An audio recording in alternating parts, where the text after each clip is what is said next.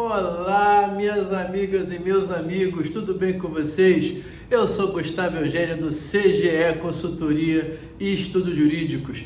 Estou aqui, pessoal, para falar hoje da CIPA, Comissão Interna de Prevenção de Acidentes e Assédio, essa nova nomenclatura. Mas antes de mais nada, pessoal, quero saber o seguinte: você já está inscrito aqui no nosso canal? Se você já está inscrito, você já sabe que toda semana você recebe conteúdo novo aqui de Direito do Trabalho e Processo do Trabalho, voltado para concurso público, voltado para a prova da OAB e para quem também está iniciando a prática trabalhista. Também é um conteúdo muito útil, é um conteúdo que recebe e faz a relação desses três temas que nós precisamos estar atentos aqui. Se você ainda não está inscrito no nosso canal, não perde tempo, aproveita e já aciona aqui, já coloca, já se inscreva no nosso canal para que você toda semana receba esse conteúdo.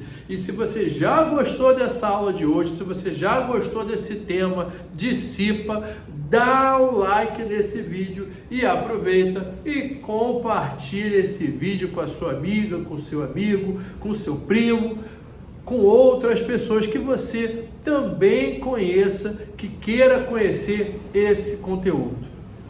Minhas amigas e meus amigos, esse tema CIPA, eu sempre gosto de falar sobre esse tema. Por quê, pessoal? É um dos temas que mais cai em concurso público, principalmente em prova da OAB. Eu lembro que na época da prova da OAB, um dos temas que eu mais estudei era CIPA. E a CIPA é um tipo de matéria de prova discursiva, por isso que é muito interessante também para a prova da OAB, que você pode fazer questões objetivas de múltipla escolha e também questões discursivas pela amplitude do seu tema. E você que vai fazer a prova do TRT Rio de Janeiro, você que também já se inscreveu para a prova do TRT São Paulo, aproveita para conhecer esse tema CIPA, porque o mesmo raciocínio que eu falei para você de prova da OAB, também você irá utilizar essa lógica e esse raciocínio para a prova do TRT. Porque primeiro, pessoal, existem temas que você não pode ir para uma prova de concurso que caia direito do trabalho sem você conhecer. E CIPA é um desses temas. CIPA é um dos temas mais famosos de questões de direito do trabalho. Todo mundo precisa conhecer CIPA, todo mundo precisa pelo menos ter dado uma olhada, nem que seja umas 2 ou 3 vezes no artigo 163 e seguinte, porque cai toda hora. Pode não cair nessa prova de hoje, mas na outra prova, ou talvez numa seguinte, vai cair. Não é aquele tipo de assunto que nunca cai. Vez ou outra, principalmente para aqueles candidatos que geralmente fazem 4, 5 provas no ano. Se o candidato ele faz provavelmente umas 4, 5 provas no ano, eu tenho certeza que em pelo menos 1 ou 2, ou quem sabe até 3 dessas 5 vai cair CIPA. Acho muito difícil que um candidato faça uma prova que caia direito do trabalho, ele faça 5 provas no ano e não caia nada de CIPA, ou referente àqueles assuntos clássicos que nós já conversamos. Então tá claro que você precisa conhecer CIPA.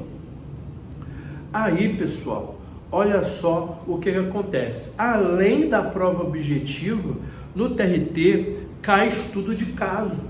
Da mesma maneira que na segunda fase do OAB cai uma questão discursiva, também cai uma questão discursiva, que é o estudo de caso das provas do TRT, como tem acontecido nas provas do FCC. A prova do TRT-RJ, que vai ser em maio de 2025, vai cair estudo de caso, é FCC. A prova do TRT São Paulo também A banca examinadora é a Fundação Carlos Chagas, FCC.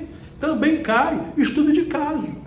Então você tem que conhecer um conhecimento, ter aquele conhecimento da CIPA, tanto daquele olhar até certo ponto rápido para uma questão objetiva, como também você precisa dissertar quando necessário, se cair numa prova discursiva como estudo de caso, como tem cobrado para as provas do TRT a banca Fundação Carlos Chagas.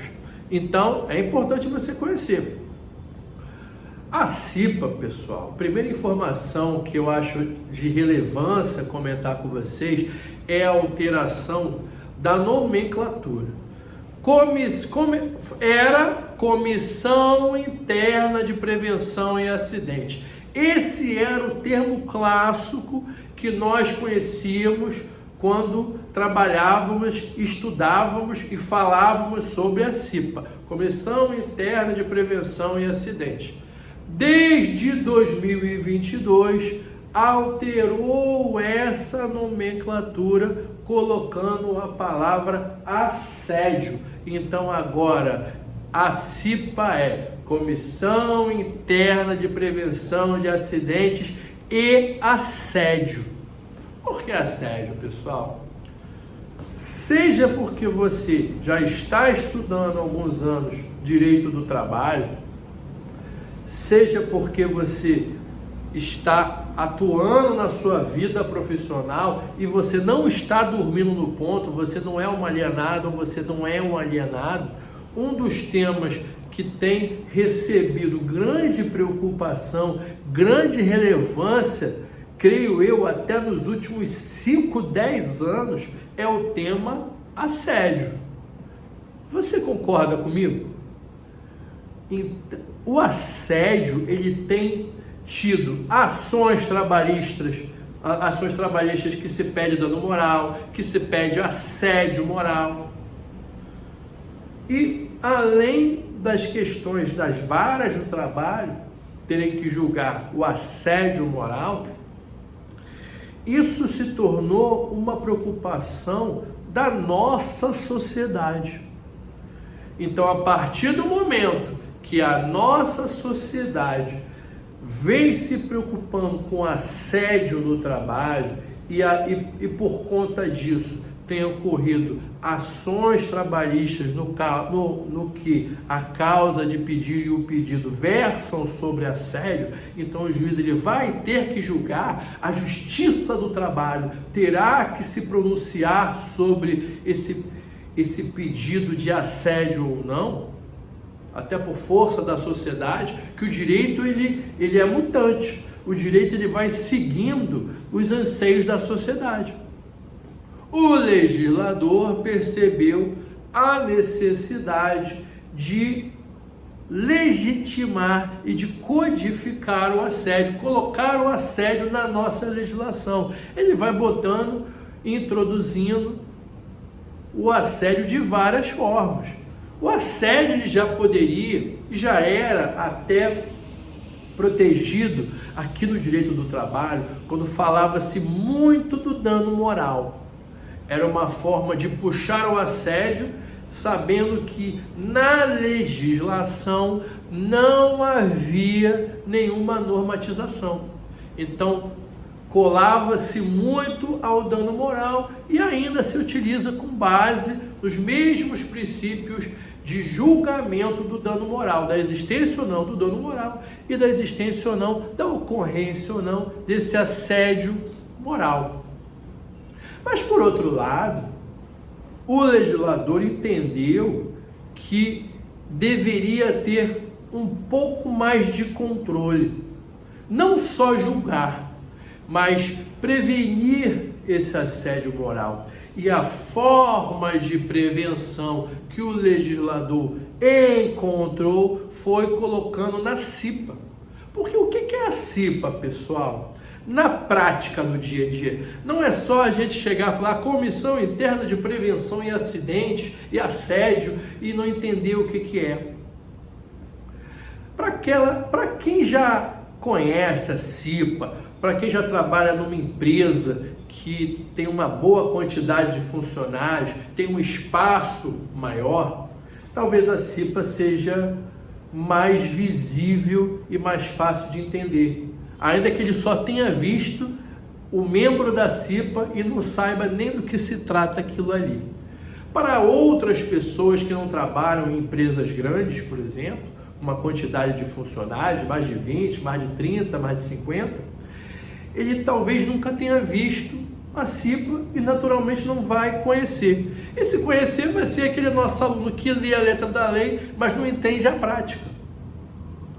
A CIPA, a Comissão Interna de Prevenção em Acidentes e Assédio, pessoal, é um órgão instituído através de votação pelos funcionários e também, em certa parte, pela empresa, para proteger o ambiente de trabalho. Está ali com o objetivo de proteção, com o objetivo de pretensão ao local do trabalho, à higiene, à saúde do funcionário. Muitas vezes, eu já trabalhei, por exemplo, em empresa que tinha depósito de hipermercado, aquele depósito gigante, mega, no qual de repente ali passava aquele pessoal com pallet, que é aquela madeira que bota um monte de produto pesado, utilizava a paleteira que era para subir, carregar os pallets. Tinha aqueles carros que o funcionário trabalhava ali para subir os pallets naquelas prateleiras gigantes para colocar aqueles produtos. Então você manusear, imagina essa situação, você trabalhando no depósito, o funcionário carregando caixas e caixas, abaixa o corpo para pegar a caixa, sobe na empilhadeira, aquele carro que sobe, que tem 2 garfos para subir o pallet, se chama empilhadeira. Então tudo isso gera riscos à saúde, riscos ergonômicos. Por exemplo, aquele funcionário que eu acabei de falar que está carregando peso. Porque o que é o certo? O certo, existe uma certa quantidade de peso que você pode carregar, tudo bem, mas existem certas caixas, por exemplo, ou certos pesos que você não pode carregar. Você só pode pegar aquilo ali e botar no pallet. O pallet e a paleteira, eles servem para isso. As caixas, por exemplo, de Omo, que são caixas de sabão em pó pesadíssimas, o funcionário ele só pega aquela caixa individual, não é a caixa de um produto, é uma caixa que vem 6 Omos, por exemplo, que dali é muito pesado. Ele só consegue pegar daqui até ali.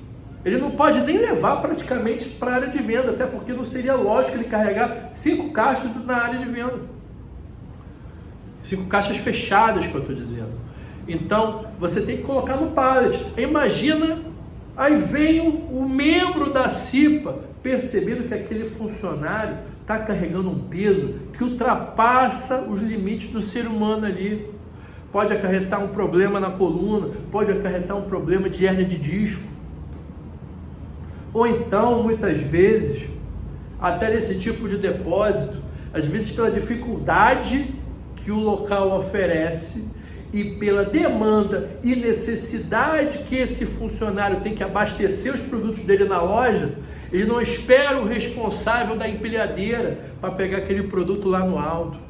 Eu já vi nesses depósitos, eu já vi muito funcionário subir e não é nem na escada não, porque se é numa segunda prateleira, um pouco mais alto do que eu, por exemplo, que tem o meu 1,87 m, se é uma prateleira de 2 metros, você pode muito bem pegar uma escada apropriada, que geralmente eles têm essa escada apropriada que passa até de 2 metros. Então ele pode pegar material aqui e material ali, se não for em grande quantidade, ele vai precisar de ajuda e isso acontece, ele pega uma caixa, joga para outro cara lá embaixo. Isso com 1 ou 2 caixas, talvez 3, talvez 4, tudo bem, mas geralmente esses funcionários, eles abastecem a área de venda com 10 caixas, com 20 caixas, dependendo do produto. Então ele não vai ficar fazendo isso. Às vezes, o produto não está aqui nessa altura. Às vezes o produto está a 4 metros de altura e a escada não comporta. Não seria nem seguro uma escada com 4 metros de altura. Isso aqui não é bombeiro, pessoal. Então, ele tem que esperar o funcionário vir com aquele carrinho que se chama empilhadeira. E nessa empilhadeira, que tem 2 garfos, ele vai subir aquela empilhadeira, vai enfiar lá no pallet que está a 4 metros, vai enfiar nos 2 buracos do pallet e vai retirar aquele pallet cheio do produto daquela empresa e vai descer aqueles produtos ali. Isso é o correto. Mas às vezes, pela necessidade, o funcionário não vai poder esperar. Ou às vezes, não existe nessa empresa uma empilhadeira, totalmente errado. Se não tem empilhadeira, está errado. Nesse caso específico. Aí está aquele cara lá do alto, subindo igual um acrobata, subindo a 3, 4 metros, correndo risco de vida. Quem vem passando ali pelo depósito? O membro da CIPA, de prevenção de acidentes. Ele está ali para prevenir aqueles acidentes. Ele vai olhar e vai falar: pessoal, ô fulano, olha para mim, para e desça, por favor. Você está correndo risco de vida. Desça, você não pode mais pegar esse material, desça. Nós vamos falar com a gerência, nós vamos falar com a diretoria da empresa para verificar, para comprar essa empilhadeira, por exemplo. Mas você não pode subir ali, é proibido você subir ali. Você está correndo risco de vida, é a sua vida que está em jogo ali. Alguns vão entender, outros não, até pela própria necessidade de todos os trabalhadores. Então percebe que muitas vezes isso vai atrapalhar aquele trabalhador, e se ele não pega aquele produto em um hipermercado e não coloca, não abastece na área de venda, ele está atrapalhando a própria empresa. Essa que é a verdade. Ele está atrapalhando aquele hipermercado, por exemplo, porque tem o produto, mas não pode ser retirado do depósito e colocado para a área de venda por conta do risco de vida e saúde do trabalhador. E nesse ponto está prejudicando a empresa. Então, pessoal, perceba que muitas vezes a função do cipeiro, que é assim que nós falamos, o cipeiro não faz muitos amigos. O cipeiro muitas vezes não é nem bem visto pelo empregador, pela empresa, porque ele gera um estresse, ele questiona e faz solicitações que muitas vezes trarão dificuldades e prejuízos para o empregador. Mas essa é a função dele ali. Seja na prevenção de acidentes, se ele hoje em dia, através da legislação atual, ele percebe que de repente está passando de novo ali pela CIPA, o membro da CIPA está passando pelo depósito. E depósito, pessoal, deixa eu te contar, acontece muita coisa que você nem vê. É um tipo de tratamento diferente. Primeiro, que eu já costumo falar que nos ambientes onde tem muito homem, o clima é bem pesado. E aí o que acontece? Muitas vezes, muito homem ali, passa um gerente, já vi gerente de loja usar certos termos e falar certas coisas fora do comum, dentro de um depósito. E além disso, ser um assédio contra aqueles colaboradores ali, ainda que homens, nesses hipermercados não trabalha só homem, também trabalha mulher, que é obrigada ou era obrigada a ouvir certas coisas, porque era do ambiente. Eu digo isso porque eu já trabalhei há mais de 20, 30 anos atrás, por volta de 2000, 2002, eu já trabalhei em depósito. Então eu via como é que era isso. Então, às vezes, a mulher ela está ali fazendo o trabalho dela e ela tem que escutar certas coisas. Isso também é assédio. O assédio não é só aquela atuação direta, específica naquela pessoa, não. Então, a CIPA serve para isso. Para você que não conheceu, só para você ter essa noção. Ele passa ali na área de venda, ele passa no depósito, ele toma conta do local, se o ambiente, se o local de trabalho não oferecer as condições, o membro da CIPA tem por obrigação questionar a empresa para que ele regularize, para que ele faça obras, para que ele reforme, para que a empresa entregue o material adequado. Pô, esse funcionário está sem bota, esse funcionário está sem EPI, esse funcionário está sem luva, esse funcionário está sem equipamento. Não pode trabalhar desse jeito. É isso que o membro da CIPA faz, dentre outras coisas. Aí, pessoal, você já vai no artigo 163 da CLT para conhecer a CIPA. Aí você vai continuar, você vai conhecer lá o artigo 164, que ele nos fala: os membros da CIPA são escolhidos pela empresa, os representantes da empresa serão escolhidos pela empresa e também os representantes dos empregados serão escolhidos pelos empregados. E o parágrafo 1º do artigo 164 já nos fala o seguinte, ou melhor, o artigo 2º nos fala o seguinte: os representantes dos empregados serão eleitos por escrutínio secreto. Pessoal, os representantes da empresa não tem nem eleição.